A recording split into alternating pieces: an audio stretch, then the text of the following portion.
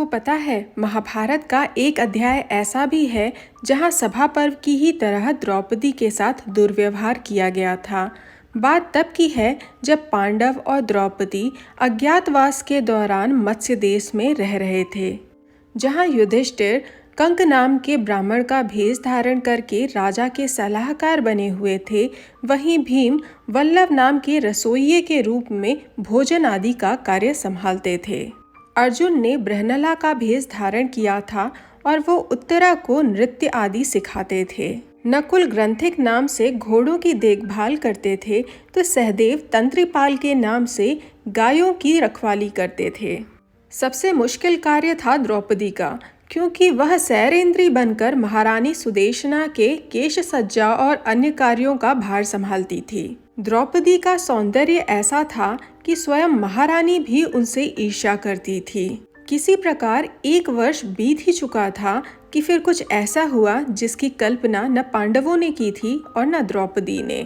लगभग आधा महीना ही बाकी होगा जब एक रोज कीचक की नजर द्रौपदी पर पड़ी। कीचक महारानी सुदेशना का भाई और मत्स्य का सेनापति था। द्रौपदी को देखते ही वो उन पर मोहित हो गया।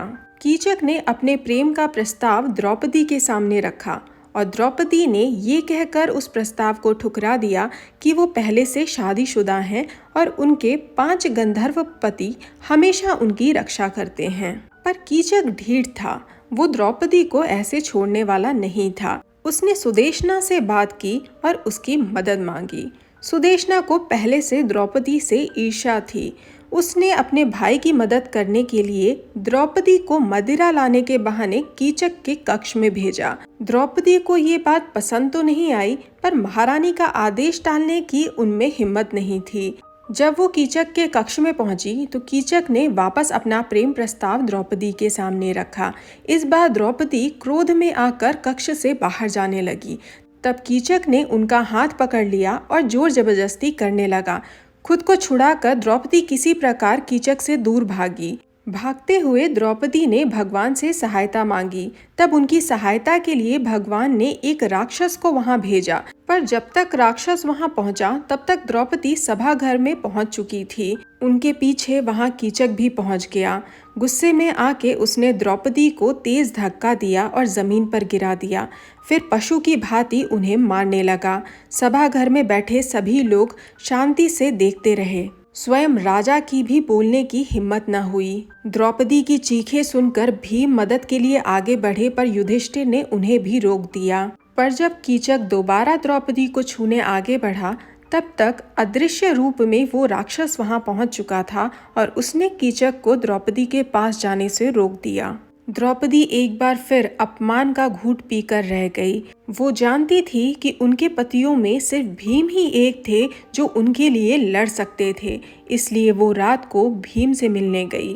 द्रौपदी ने भीम से कहा, हे कुंती पुत्र, देखो किस प्रकार बार बार मेरा अपमान होता है और तुम्हारे बड़े भाई खुद भी मौन रहते हैं और तुम सबको भी शांत कर देते हैं। अब तक तो मैं शांत रही हूँ, पर अगर इस बार भी मेरे अपमान का बदला नहीं लिया गया तो मैं अपने प्राण त्याग दूंगी। भीम ने द्रौपदी को शांत कराया और कहा, हे पांचाली, अगर बड़े भाई ने मुझे रोका न होता तो मैं उस कीचक को आज सभागृह में ही मार देता। पर तुम चिंता न करो, आज मैं उसे अवश्य मार दूंगा। तुम उसे ये विश्वास दिलाना कि तुमने उसका प्रेम प्रस्ताव स्वीकार कर लिया है और किसी प्रकार उसे नृत्य कक्ष में बुला लेना, मैं वहां इंतजार करूंगा। द्रौपदी ने ऐसा ही किया। उसने कीचक से जाकर कहा कि वो कीचक से प्रेम करती है, पर अपने 5 गंधर्व पतियों से डरती है, इसी कारण वो पीछे हट रही थी। कीचक ये सुनकर बहुत प्रसन्न हुआ। द्रौपदी ने कीचक से कहा कि वो उसका प्रेम प्रस्ताव तभी स्वीकार करेंगी जब वो नृत्य कक्ष में उनसे अकेले मिलने रात के अंधेरे में आएगा। प्रसन्न होकर कीचक रात के समय द्रौपदी से मिलने के लिए अकेले ही नृत्य गृह में चला गया। वहां भीम पहले से कीचक का इंतजार कर रहे थे। कीचक के वहां जाते ही भीम ने उन पर आक्रमण कर दिया।